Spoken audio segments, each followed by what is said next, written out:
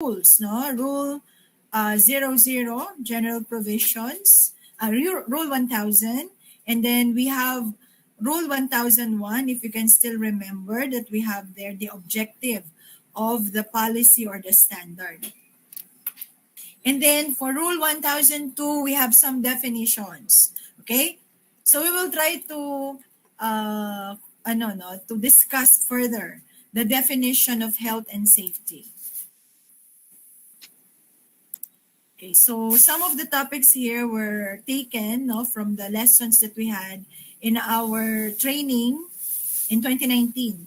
Okay, so I have included that in the last, parang dun sa topic number 2, dun sa last part. Parang dito rin yata yon. Dito yata sa topic na to. Okay, so pag sinabi nating health, as the standard defines it, it connotes a sound state of the body and mind of a worker which enables him to perform his job normally in a state of well-being. So when you say that you are healthy or you have a good health, meaning you have a good sound of mind and body. Okay? It's not just for the worker, for everybody, no? So you can generally say na okay ka, you're healthy, as long as good yung body and mind.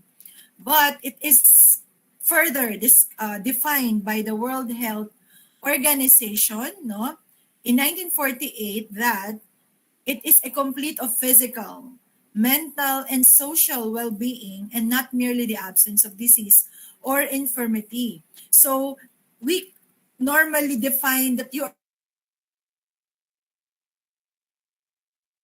are good, that you are healthy. Pag sinasabi nga, it is not merely the absence of disease or infirmity. So because it is a totality of your well-being, including, no, dinagdag dito yung social health. Okay, until in 1986, no, the same organization made health is a source of our everyday life. So, meaning when you speak of a source of everyday life, it is not just our yung social, included na dito how we look at life, no? Ano yung ating hopes, no? Being what? Spiritual. So lahat-lahat na yan, no? Kapag sinabi nating health, sabi ng World Health Organization. So health is a positive concept emphasizing social and personal resources as well as physical capacity. So parang it is defined medyo mas malalim, no? So this means that health is a resource to support an individual's function in wider society rather than an end in itself. So you don't end it when you are just okay. So kailangan you're okay because you can share yourself, your service to others. Okay? So there are 6 primary types of health. Okay, so this 6 primary to, no, we have additional 4, which is a general type of health, which we can see in our society, in our environment. So number 1, since na-define nga yung health as physical or body, so meaning number 1 type of primary health is physical health. Okay? So wala nang recording ang ang Google Meet, no? Tinanggal na, may bayad na. So we cannot record. So if hopefully everyone is here already. Okay? Suppose very limited yata yung yung screen recorder. Not unless these are already given to you naman in advance. I hope you have read our topics.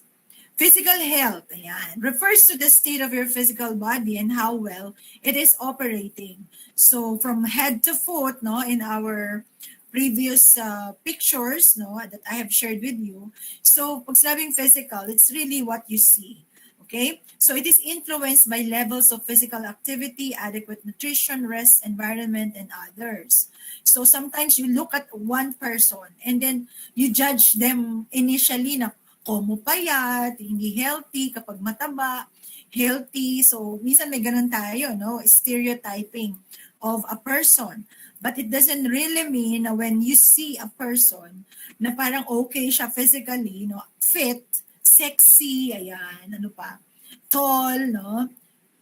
Healthy na kaagad, physical. So hindi, kasi these are the different components that comprise your physical health. Number one, are you into physical activity? Kasi you might look sexy and fit, but deep inside, madali kang mapagod, no? So because physical activity is not present in your life since 2 years na kayong nasa bahay lang, no other activity, and no other place to go, no? So this includes your strength, flexibility, and endurance. Actually, the first time that we went out, no, after we were locked down from March 2020, so I reported in RTU since start na ng July. So just some steps away, sobrang hinihingal na ako, no? I have to go to some offices. Ang hirap umakyat sa stairs. And yun nga, that was a proof na it is not that you that you look good, pero yung strength mo naman and endurance is compromised because you don't have enough physical activity. So what you can do, maybe kung one flight of stairs kayo, no, yung iba at least sa up and down sa bahay. So if not, then you do some chores, some exercises. You have some place, no, kahit konting movement lang. Actually, I do some dancing, no? Zumba, and then some stretching. So, hindi naman limit yung space para hindi kayo magkaroon ng physical activity. Your chores, no? Help your parents. Nutrition and diet, no? So this one thing. So it is not that you don't have money to spend for nutritious food and vitamins or supplements. So importante lang talaga na you keep it a balance. Hindi naman yung super, wala ka na nga physical activity, wala ka pa rin good nutrition. And then siguro you can replace that by drinking water, fluid intake, but not alcohol and drugs. Okay? So when you have good fluid intake, no, balanced diet, at least hindi puro meat, kasi talagang your body would need some fiber. So this water would neutralize that. Very free naman yan. So siguro, no, dapat nagwo-water kayo madalas. And then yung alcohol and drugs, hindi naman to masama, but this includes the abstinence from or reduced consumption of these substances, if not kailangan, no? So you are very young pa at the age of maybe 20, no? 19, 20, 21 yung age nyo. You should not be drinking naman talaga too much alcohol. So you resort to that. Tapos you don't have physical activity, baka mamaya bata pa kayo, meron na kayong mga different, lalo na yung mga primary organs of your body, no? Yung kidney ninyo and liver. Okay, yung drugs naman, do not depend on that. Not unless you have maintenance, like me, no, because of my age and my hypertension.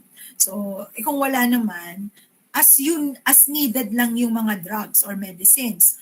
But you need that for medical self-care. So sometimes sabihin nga natin na you're healthy at hindi naman kayo may karamdaman, but there are times that you suffer from minor ailments, di ba? Or injuries and seeking emergency care as necessary. So wag pabayaan. So for example, yung next topic natin is hazard, no? So meron kayong mga naranasan, no, na trip, na fall, nahulog sa ganto, na bruise, no? So nagkaroon kayo ng small cut. Minsan, pag pinabayaan nyo siya and you have not given that, at least an emergency care, ay baka malumala, lalo na kapag open wound. Hindi mo siya in-antibiotics o kaya nilinis, no? So, hindi mo siya and then in the long run, nagkaroon siya ng infection. So, that would be an ailment. So, may time na hindi ka makakagawa, no, physically because of that. So, may time din na headache o kaya naman ay LVM, yan yung normal na sakit natin, no? Cough and colds. So, dapat yun ay binibigyan ng medical attention. Lalo na ngayon, no? So, even me, nagka-Omicron ako, I thought it's just a flu, but when hindi ko pa naman na-confirm. Inisip ko lang. Pero naman, nag-test ako, self-test, no, kit. Positive yung antigen. So, I just, stayed home, no, confined myself. Wala naman akong nahawahan dito sa bahay. 2 lang naman kami. 3. And then, so okay naman. So, pero yun nga, no, if you will not address those things, baka mamaya you don't know it's a virus already. Okay, and ito yung kulang sa ating lahat, no, even me. Rest and sleep. Because of too much work, no, So, ang pinagkakaabalahan ko are graduating students ngayon, kayo next year, no? Kayo naman yung aasikasuhin ko kung ako pa yung department head nyo. So, and also yung mga OJT, no? So, second sem, fourth year, at this time, mag-OJT rin kayo. So, kaya medyo, yun nga, no? I don't have much sleep kasi I have to prepare. Siguro after this month naman, because matatapos na yung deadlines nila, so magiging normal na ulit. Klase na lang din yung iisipin ko. So kayo naman, periodic rest and relaxation. Maybe sabihin nyo, mamandahin naming subject, no? And then you have to prepare your assignments and module, but a high quality sleep is needed, class, no? So that medyo complete, lalo na kapag hindi ka kasi nakatulog, no? Ako, just like a power nap kanina, 15 minutes, medyo okay na yung pakiramdam ko, no? Medyo clear na yung mata ko, I have a clear mind, and then I am enthusiastic now to give this lesson and discuss this with you. Okay? Hopefully kayo din. Because nag-e-effort tayo dyan. So, effort tayo lahat. So, physical health, dapat okay yan. Number 2, no, bukod doon, kapag kulang ka ng sleep, medyo bothered ka.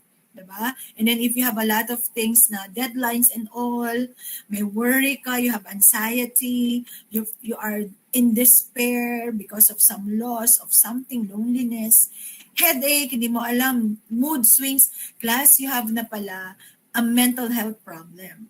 Okay? So, last Monday, yesterday, at 10 to 1 o'clock yata yon, I have shared a program being given by the Guidance and Counseling Center.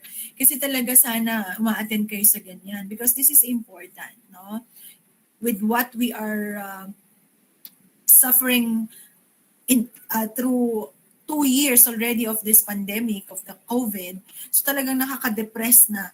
Lalo na nung nagkaroon din ako, tapos yung mother ko, no, although malayo sa akin. So I was so crying talaga and bothered kami lahat, no? Pero syempre kailangan presence of mind. But if you don't have a good mental health, which is defined as a level of psychological well-being or an absence of mental illness. So pag sinabing may mental illness ka, so defined here below, sorry. Okay, so sabi niya, a mental health disorder is any disorder that causes a person to experience different behaviors than their norm or an altered mood or pattern of thinking. So if, no, before the pandemic, you were so lively, happy, good mood, good vibes, and then you had some problems, because you were alone at home, na-lockdown yung family somewhere else, o ikaw din yung mismo, nagka-COVID ka, and so on. Nagkakaroon tayo ng mga different patterns of our behavior. And hopefully, yung ating loved ones who are with you at home, yun nga yung mahirap pag wala kang kasama, Tapos wala kang internet, mahina signal, wala kang nakakausap, at walang nakakapansin that there's something different about you na. So, meron ka na palang namumuo na mental health disorder at hindi ito joke, class. So, just recently, last week lang, there's a Miss Universe, Miss USA yata yun, that, she jumped from her apartment building, So, nag-suicide. And we should not, we have to know how to address our change of behavior. Ikaw mismo, kalamisan kung ikaw yung tao, hindi mo mararamdaman. So talagang ibang person yung makakakita because nag-iba yung iyong pattern of mood, altered yung iyong pattern of thinking. So kung sinabing mental health, also is a psychological state of someone who is functioning at a satisfactory level of emotional and behavioral adjustment. So you can say that you are good mentally if you can balance your emotion and your behavior. Okay? So to maintain this, dapat i-confident ka and you should accept yourself.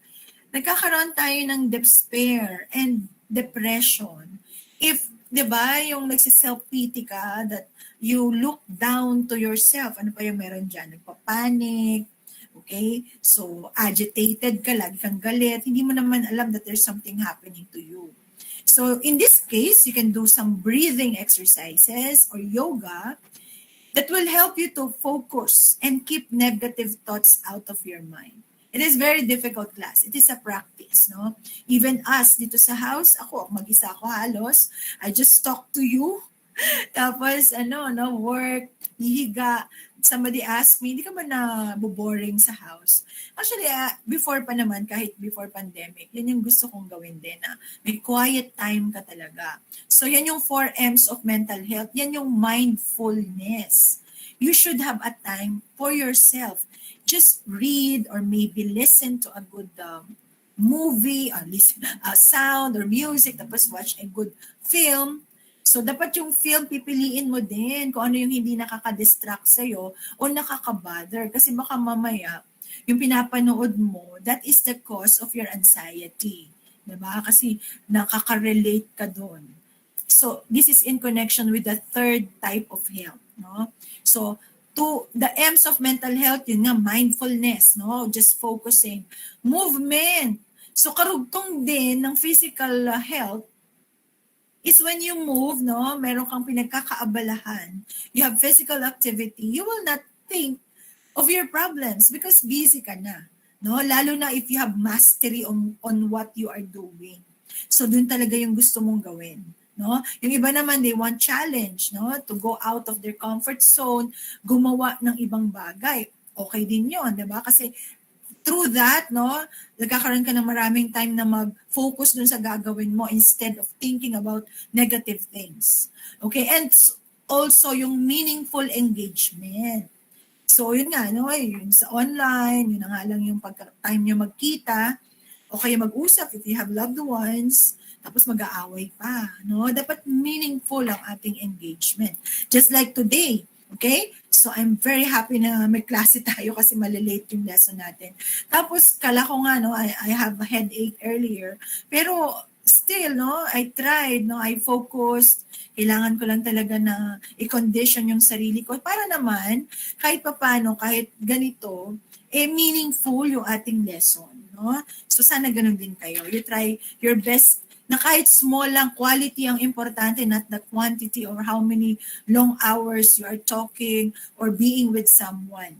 Okay? So, importante, meaningful. So, this is second, no? Actually, related yung third type of health sa mental health, no? Kasi kapag nagkakaroon kayo ng mental health problems, if you are emotionally not okay, okay? Kasi pag sinabing emotional health, this refers to a person's feelings which encompasses everything about us, about you. So actually, it governs all your decisions, your mood, and who you are. So there are some people who are too emotional. Yung minsan nga sobrang matampuhin, iyakin, no? Minasabi ka lang, galit na, nagtatampo na, 'di ba? Parang it really encompasses everything about you. So kapag nasira na yung mood mo for the day, you know, buti pa nga si FB tinatanong pa, ano daw, yung tinatanong ni FB what is on your mind, no? So yung iba nag-emoji lang, ano nga ba 'yun? You're just happy, sad, lonely, yung anxiety, no, feeling blissful and all. Okay? So every single aspect of you is determinant of how you feel about something. What is actually going on in your heart, not in your head. So sometimes kasi, although yung head natin or our mind is on the top of our body, naging nasusunod yung ating emotion. Diba? Lagi yung heart. Okay? So basically, from your relationships, to your mindset, to your personality, to how you want to show up in the world, all of this are run by our emotional health. So kapag hindi ka okay, apektado lahat, di ba? Parang nanay niyo paggising pa lang, pag hindi okay, parang ako, no? Pero I try kasi yung mga anak ko hindi sanay na nakikita na I'm sad or I'm galit. No? Ganito lang din ako, kahit sa inyo, no? So, mapipikon lang ako pag yung nag-post na ako, pas mamaya sabi ko, no chat. Tapos yun, kaka-post lang, hindi pa nababasa, magchat-chat na. Kaya ganun ako lagi, no? Sorry kapag nararamdaman si ma'am naman ang sungit. So, hindi yan sa sungit, no? Kasi, nagiging force of a habit na hindi nagbabasa ng maayos. So, read and then comprehend. Understand. Kasi, most of the time, ang pinopost ko naman are complete na. So, yun, magchat-chat agad. Sabihin ko, nabasa mo na ba? Oh, hindi pa pala, no? Yun lang yung mga moments na talagang affected ako, talagang nagagalit, pero hindi ko naman dinadamay, no? So, maybe sasabihin nyo, ma'am, ano ka na, sanay ka na. You're mature enough. Which is very true. Kasi yung emotional health, maybe it comes from your experiences, not just sa age. Kasi may mga tao na kahit na may edad na, diba? They don't act as if they are already, yung sa age nila. Meron naman na sobrang bata pa, pero, naman, old soul. Ibig sabihin, very patient at saka hindi sila emotional. Very good ang kanilang emotional health. And if you're feeling thoughts of overwhelm, anxiety, stress, worthlessness, ayan yung wag, no? Parang malungkot ka, naiiyak ka kasi you feel worthless. So, hindi yan totoo. Lahat tayo ay may role, no, given by God sa mundo. Hanapin nyo lang yon kung saan yan. But if you can rightly understand yourself and find out from where these negative emotions are coming, then you actually be setting yourself up for a lifetime of consistent success. So siguro talagang hahanapin nyo siya. And so, di ba, kung alam mo dapat kung ano yung movie na ayaw mo, na gusto mo, anong music yung nagpapasaya sa'yo, importante doon, you know yourself. Because how can you expect that others would know, would be getting along with you if to yourself, hindi mo nga alam kung ano yung gusto mo. Diba? So, hindi lang yan being sa work, no? Kasama to sa totality. Lalo na sa trabaho. Kapag sobrang pikon ka, ikaw yung problema ng company or sa bahay, ikaw lagi na mag-aaway yan kasi masyadong just balance on everything. Napag-aaralan naman yan class, no? And through experience. Hindi lang sa age. Hindi lang kung tumatanda kaya ganyan. Hindi din, no? So, 6 ways for you to protect your mental health, which is related to emotional health. Okay? So, identify the positives, no? Sabi nga natin, avoid nega. Just identify the positives, the things that make you happy. No, and satisfied. Yun ang problema natin. We don't get satisfied. So, hanapin lang natin yung sakto lang, no? Be social virtually. Kasi nga social distancing tayo ngayon. So, you have to have, meaningful engagements. So, kailangan matutukan yan. Set a schedule. The reason why you feel sad, angry, tapos nandun na yung mental health, you feel depressed, anxiety, kasi wala kayong schedule. Okay, so remember when I post my first post bago magpasukan na dapat ay ready kayo, you have your study habits. Dapat ngayon meron na kayong study habit. You have a schedule, kailan nyo gagawin to. Ang nangyayari kasi, natutulog ka late na. Hindi mo nagawa yung gagawin kasi you focus on doing something else. Sabi mo, ma'am, dapat gawin yung gusto. Nag-ML, naglaro, nag-Netflix. Kaso, hindi naman nagawa yung dapat gawin. That is why, nagkakaroon na tayo ng anxiety. Kasi, tapos na, nag-worry na, hindi makakapag-submit. Sino may problema? Hindi ka kasi nag-set ng schedule. Okay? So, you set a schedule on everything. Wala nga time management. You cannot manage time. Yan laging sinasabi ng mga speakers But you can set a schedule. No? And then you work for it. Isang meron kang mga moments na na hindi mo nasusunod, pero you try your best para hindi ka magkaroon ng mga anxiety. Don't overload on news. Of course, lalo na nung unang pandemic, lahat na natakot ako. Actually, lagi araw-araw. Yung may GC kami ng kapatid ko, lagi na lang yan, ipopost niya lagi yung mga negative ng mga sabi ko nga, toxic, ang hirap yung toxic, yung masyado siya kasing nagpapanik, ang isang brother ko yun, siguro nagpapanik lagi. Buti na lang ngayon, medyo okay na siya. So, do not overload on news. Minsan, kunyari, kagaya nung nagkaroon ng mga floodings, di ba? So kapag napanood mo siya, naaawa ka, nalulungkot ka, yun. Kumbaga parang, ano na, no, yung affected na yung emotion mo. So, tapos yung mental health mo, isipin mo, paano pag nangyari sa amin to? Kaya, di ba, yun yung nangyayari when you overload too much. At tapos hindi mo alam how to control yourself. Okay? Find things that make you feel calm, no? As I have already shared with you. Then try to help others. Kasi kapag nag-perform ka ng act of kindness, no? So parang it fosters positive thinking. Okay? Recall positive life events. Identify the positives, meaning, so kung dati, no, buti pa nga si Facebook din, nagpapakita sa inyo ng memories nyo. So wag nang ma-depress dahil hindi na pwedeng lumabas, mag-outing, no, at manood ng sine and so on. So you just recall them, no? And then be hopeful that these things will pass, no? Things will get better soon. And then practice mindfulness, no? Talagang mag-meditate and express gratitude. So if you have not said or told anyone that you are appreciative of them, grateful of what they have done to you, then why not try, no? Kasi that's a feel good na na pakiramdam talaga, feel good pakiramdam. Ayan. So kapag you express, kahit sa parents nyo, no? So I'm very happy and very fortunate, no, yung aking mga anak when I do something for them, just a little breakfast and food like now. So talagang magchat-chat na yon, no? Thank you, ma. So masaya na yon. Sa kanya ganun din ang balik noon, no? Physical, mental, emotional. Next is social health. Connected talaga, no? Meaningful engagement, be social virtually.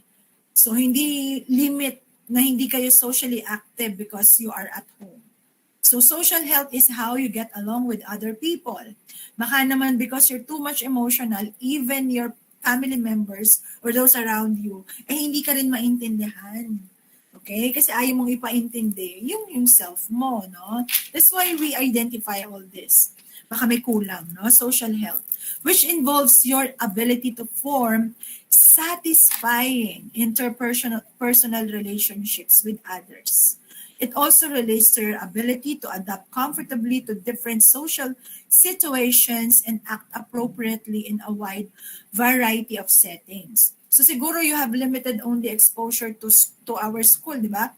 Kasi first year kayo, nandun kayo first face-to-face. Tapos nung second year, half lang, no? Kasi 2020 medyo nag-shutdown na tayo, no? Lockdown.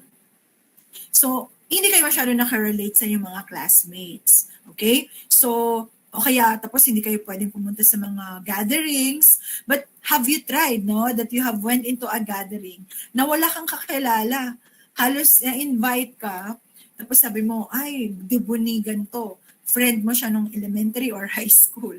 Tapos you went there, tapos wala kang nakitang kakilala. So what will you do? Uuwi ka na lang ba? O kayo magmumukmuk ka sa isang tabi? So that is when you can now challenge yourself. Can I adapt comfortably in these situations? Tapos napaupo ka pa, no? 10 yung sa yung sa table, di ba? 10. Sila magkakakilala, ikaw hindi. It happened to me. And I don't mind if I don't know anyone. Basta, I know naman myself, very socially active naman talaga ako. So I reach out, no? Makikinig ako, sino ba to? Pag baka kapatid ni ganito, pinsan or something, so try, no? Hindi naman yung sobrang pabida ka na daldal ka ng daldal. You have to put yourself in a variety of setting. So lalo na sa workplace. If you want to really optimize your health, you need to go beyond physical and mental strength and actually look at the strength of your close social relationships. So research now shows that lack of strong social ties put you at a greater health risk than obesity. Imagine. So, mas okay pa yung maging obese kaysa hindi ka strong yung social. Because if you shut off your life because hindi ka socially active or talagang ka lang, emotional depression and so on. Ayaw mong lumabas, mataba ka, no? Hindi na uso ngayon. Everybody is equal, no? physically, no? Ayaw mo mag-jogging, pero kailangan mo yon kasi nahihiya ka, baka ka magtawanan. Part of social, yun, not being socially healthy. Parang ayaw mo na, hindi ka nalalabas kasi ang dami mong iniisip, no? So, wag ganun, mga class, no? So, you try. So, after this lesson, I know you will learn something and then you try to open up, no? Wag lang sobra, syempre. The importance of social health, especially at work. Even at work and especially at work. So, but there are some people, no, who would not be siguro spending too much time in their work. Laging nagre-resign. So sabihin, marami siyang complain, no? Yun naman pala siya yung may problem. Baka may attitude problem, cannot relate to others. So talagang importante yung social health. And mind you, you will have your OJT. Ngayon may OJT virtual. So imagine kung hindi ka masyadong active or you don't know how to relate socially. So paano ka mag-online OJT? Pinayagan na this last semester yung online OJT and ngayon yung mga fourth year CPE. Isa lang naman ang OJT nyo eh. No? So sa second sem, at least 200 to 250 hours. So yung may nag-accept. Paano kung lagi ka naka-off cam? Kasi nahihiya ka ganito, ganyan, no? So, tapos, lalo na pag nag-work, lalo na yung pandemic, diba? So, baka yung maging OJT nyo, yun na rin ang maging work nyo, diba? Mas maganda. Hindi ka na mahirapang mag-apply. Basta dapat within your line of specialization, no? So, we have naman companies na listahan para ma-applyan yung class. Building and maintaining healthy relationship brings contentment and success in our work lives, which is very true. Paano kapag botohan, no? Boboto na yung lalo na kapag in good terms ka naman to your peers, to your superiors, tapos kailangan pumili ng ipopromote, diba? So that would give you success kapag goods ka sa everyone. Okay, yung emotional intelligence, EQ, ito talaga yung minsan wala. Kaya medyo socially hindi tayo socially active. So yung EQ helps us relate to one another. EQ involves understanding others' emotions and appropriately responding while controlling your own emotion. That is very difficult, di ba? For example, you are not ikaw yung boss, no? Lalo kayo, teacher, ako yung being department head. At saka college secretary. There are a lot of faculty members who would really go to me asking ganyan. What if hindi ako okay? Diba? Parang mainit yung ulo ko tapos may nagtanong, hindi lang kayo, no? Hindi lang students, pati faculty makukulat din.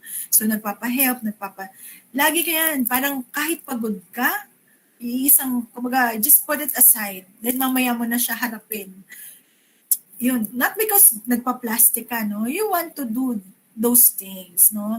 Yun nga, it takes a lot of practice. And siguro, yun nga din, sobrang, sanay na, mature. So, yun ang tatry natin. Yung, lalo na sa priest, no? Sa mga doctors, kahit naaawa na sila, hindi pwedeng makita ng patient mo, ng social worker ka, no? Psychologist ka, na umiiyak ka o ikaw yung nakikitaan ng witness, no? You have to be strong for them. So, mahirap yun. Okay? So, empathy is the key. Para hindi ka judgmental to others.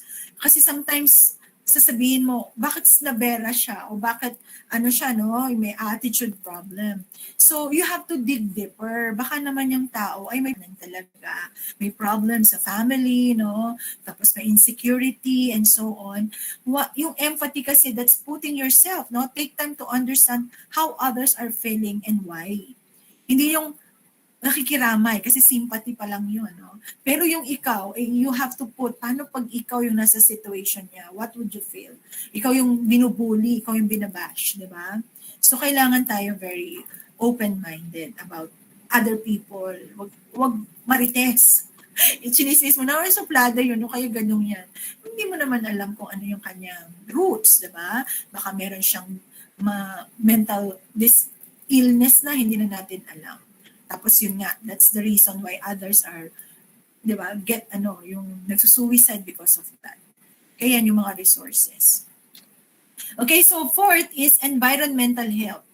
Okay? So kapag fourth na ba? Physical, mental, social, emotional. Fifth is environment is not healthy.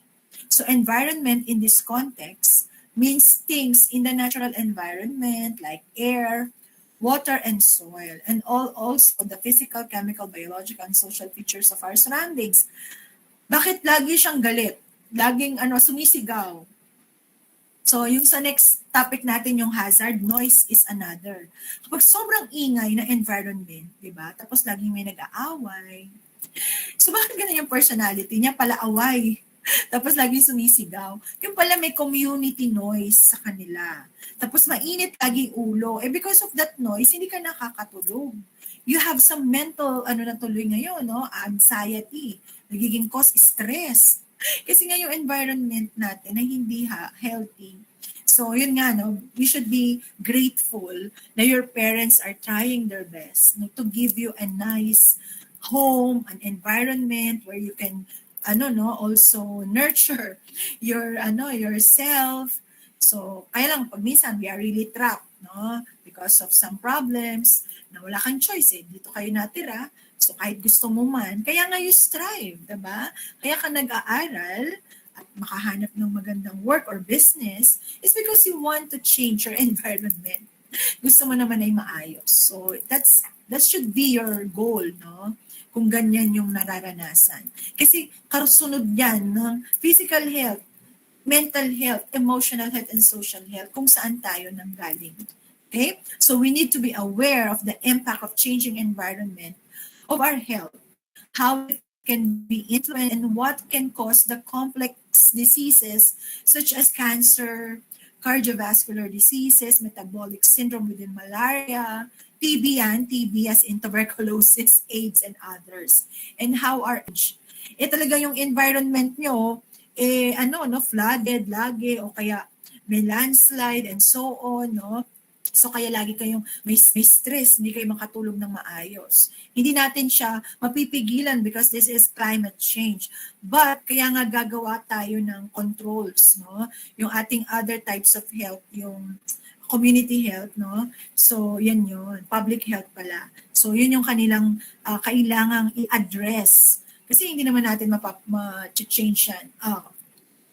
Malilimit kasi climate change, no? Built environments, maingay yung society, yung kapaligiran kasi maraming mga construction. Tapos around areas, may mga agricultural practices, no? May mga pesticides, may mga yung planting of may mga bugs, no, flies and so on. So wala, hindi mo na makokontrol yan kung doon ka nakatira, no?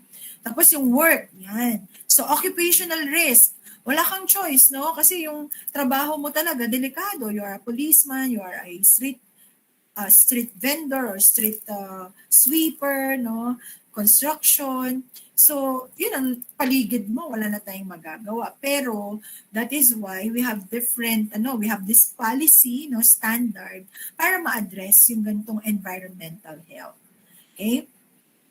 So, environment should also be protected. Diyan lang sa inuupuan nyo sa bahay nyo. So, do you think that you're safe? Diba? Mamaya pa yung safety natin. Safe on what? Is your surrounding today free of what? Of ants, of flies, of pests? O baka naman marami kang, mula nung nag-aaral kayo, mga pinagkainan mo, nandyan na lang. So, biological hazard din class, no? Pwede kang mag-contaminate of sakit because of that. Tapos, yun nga, lalo ngayon, no? Because of the COVID. So, then weeks and morals. So, some gain spiritually by growing in their personal relationship with others and through being at peace with nature. So, marami tayong pwedeng pagkuhanan ng spiritual health. Sa family, pwede rin yun, relationships. No? So, the human spirit is the most neglected aspect of ourselves. Sabi nga, physically pinapakain mo ba, or spirit, or soul, paano ba natin siya nurture? Diba? So sometimes you can just read spiritual books. Ayan, online naman siya or any teachings, no? Parang lang, na may by purposeful practice. Okay, this spirit is the aspect of ourselves that can carry us through anything, which is very true. Do you believe that naman, no? So parang, hindi ka naman nang magiging lonely or madidepress, no? If you know that things that somebody is with you. Hindi ka nag-iisa, no, in this life. that there is a spiritual being na kasama natin. So siguro yun yung very thankful ako dahil I know, no, since single mother ako no, every time kahit ako lang no, I raise my children. So because I know that God is with me. Tapos ngayon, yun nga no, you are so bothered or depressed, kailan ba magkakaroon ng face-to-face classes, no? Parang hindi na ba matatapos tong COVID pandemic, no? So iniyan ko rin yun when my mom had COVID. Parang pero we prayed, no? So we gather every day. Actually before pa no? So sa Zoom na ngayon. Tapos yun, we no, kahit konting after our prayer, tapos yung chikahan, no, parang nurture na rin na we know na after this, there is sunshine after the rain. No? So God is with us always. So yun yung 6 primary type of health. So what about additional 4 types of health? So ito naman, it is not really much of our control, no? So ito ay nanggagaling din sa ating society, to our health agencies, no?